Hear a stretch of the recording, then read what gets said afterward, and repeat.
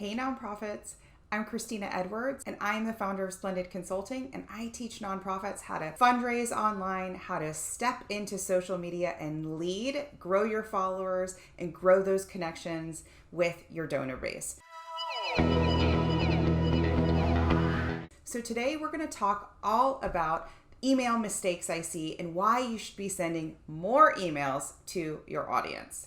So let's dive in. So one of the biggest things I see nonprofits do is underutilize their email list. So this is less about what provider you're using, what software you're using, and this is all about what you're sending and how often you're sending it, your frequency, okay? So I want you to think about your audience, your overall audience of just the umbrella of donors, volunteers, people that engage with your organization. They all have a variety of different communication styles and preferences. We've talked a little bit about this before. I'll link to another video about that. But think about their communication preferences like this. So the person who loves your content on Instagram probably isn't also going on Facebook and consuming your content there. And those two people may or may not be people who love email and love that format of content. The person who loves email might not be over on LinkedIn or Facebook or Instagram or other social platforms, okay? I find that your audience, your particular follower, let's think about Julia. Julia has like one preferred network to receive communication from your organization. She might have a couple of secondary and tertiary, but she's got that one method that she likes to consume information, get announcements, get content around. So email marketing is a huge component, particularly based on generation. We'll see an older generation that loves email marketing and loves to receive and consume the content that way, whereas other generations might prefer it through social platforms. So underutilized in that way. We also have, your audience who loves direct mail. They love the act of receiving mail, reading your newsletters that way printed, reading your direct appeals. That's how they prefer their content. Okay, so we've got a bunch of different ways we communicate with your audience, and email marketing is such a great way to tell long-form stories, to reach out to a particular audience that you're not finding in those other ways. The other advantage to email marketing is that list is yours. So let's use Instagram, for example. We hear a lot of people complain about the algorithm. Oh no, the algorithm's changing. I can't reach my followers. No one's commenting on my posts anymore, right? Your email list is yours. All we have to worry about is open rates, okay? But that email, that their email address, their contact information, that's all yours. Whereas on Instagram, when the algorithm changes, we're pushing out content, we're pressing post, and sometimes no one's reading it, okay? So when we use email marketing to its full capacity, to its full advantage, there's a ton of value there. I've talked before about the rule of 7. The rule of 7 is just simply that the prospective buyer needs to hear your message 7 times before they take action, okay? The translation for nonprofits is really about making sure that you are being repetitive in your content, but in a way that's interesting and new. So if you're in the middle of a fundraising campaign, absolutely can't whisper your way there. You have to create content, create messages, create emails that are at least 7 times in, different varieties, different messages, different graphics before people are likely to click that donate button, okay? So email marketing helps us with that rule of 7. Email marketing helps us use different platforms to appeal to the audience in different ways. One question I hear a lot is, how often should I be sending emails to our database, to our list, okay? So I like to think about this in 2 different buckets. There's the bucket of fundraising when you're in the middle of a fundraising cycle, and then there's the bucket of what I call evergreen. So let's imagine you are not promoting any online fundraiser, you're not promoting ticket sales to your annual gala. This is evergreen. Those are 2 very different frequencies. So the frequency for when you want somebody to take social action is going to be an increased frequency versus the frequency that's more evergreen.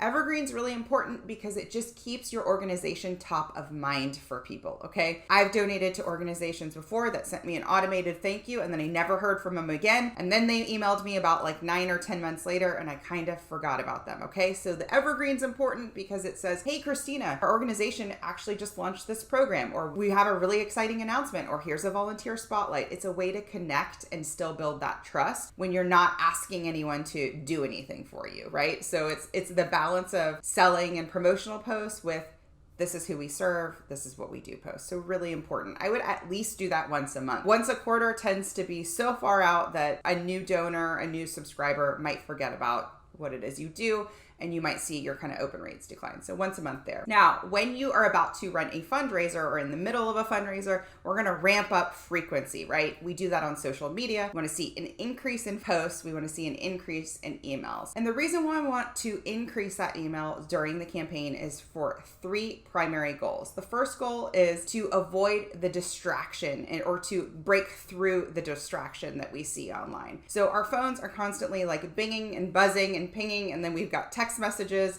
and emails, and then something happens online or offline and we get distracted. We forget to take action. So when we increase the email frequency, we're saying, wait, Christina, you almost clicked that donate button, but wait, we need you to read this email. Oh, there it is. Okay, I'm going to click that donate button, or I'm going to sign up for that event they're hosting, or whatever the social action is going to take. A lot of times we are so close to taking that action that you want your donor, follower, community member to take, and then they get distracted.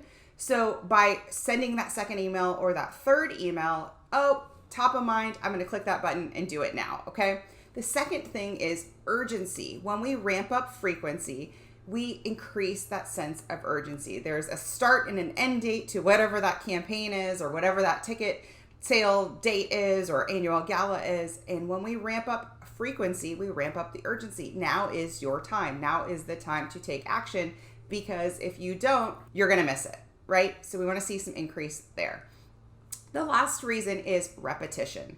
The repetition is so important in following the rule of 7 to make sure that you are top of mind during a fundraising campaign and breaking through the distraction and creating that sense of urgency, okay? So the key here in all of this is not to send the same email, several times. So the key here is to change up what you're doing. So you don't want to send the same email over and over again. We want to change the subject lines. You want to tell a different story or a different impact piece. Maybe change your call to action within the email. The last component I want to leave you with is what people used to do and then what I see working in the future as it pertains to email. So we used to have these really long form emails that had lots of content blocks and lots of different stories and lots of different impact points, almost like a newspaper, right? You would have your main page and your art section, your living section, and all of that. So less of that long form, and what works better is an increase in frequency. So if you actually have a lot of stories to tell or a lot of different programs, I'd rather you send a weekly or bi-weekly email than one monthly crazy long email. Because of that distracted component, we're not going to read it. Your user isn't going to stay tuned to the end, okay? So you'd be much more strategic to break it up into shorter, more frequent emails where you're spotlighting that specific program in email 1. The next one, you're doing one specific announcement in email 2. And that's how you would work for more of an evergreen campaign. So let's wrap up. What did we learn today? We learned that the email list is one of your most precious and valuable resources to communicate with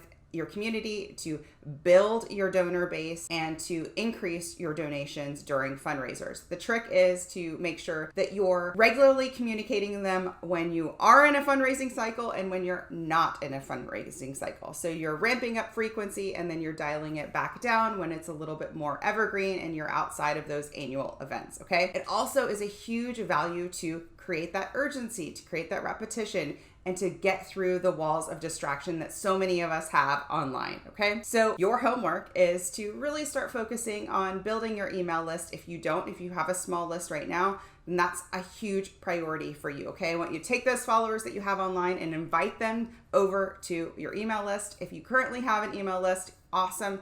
I want you to start calendaring it in so that you are communicating with them on a regular basis. If you liked this video, leave me a comment. Tell me what's working, what's not for your email list. I want to hear all about it. Leave me a comment below and make sure you subscribe to this channel. I'll see you next time.